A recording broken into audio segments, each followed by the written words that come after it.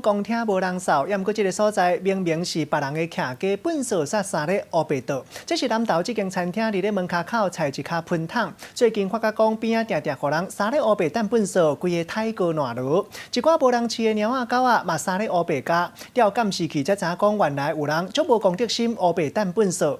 店头家已经挡袂牢啊，赶紧公布监视器画面，叫人千万唔通安尼做。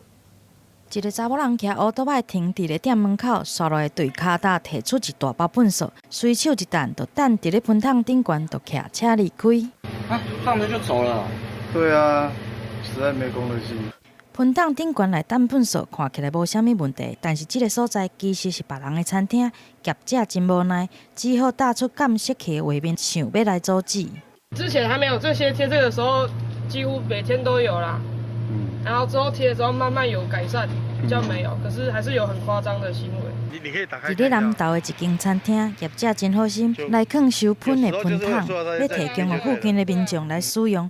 却发现喷桶的边仔定定有粪扫堆，变甲是真垃圾，佫会生狗仔甲猫仔来。调监视器才发现，原来是无公德心的民众，直接甲底满喷的粪扫袋仔弹的就走去。店家实在是袂堪得起，才会将这个画面来公开，因才无过来。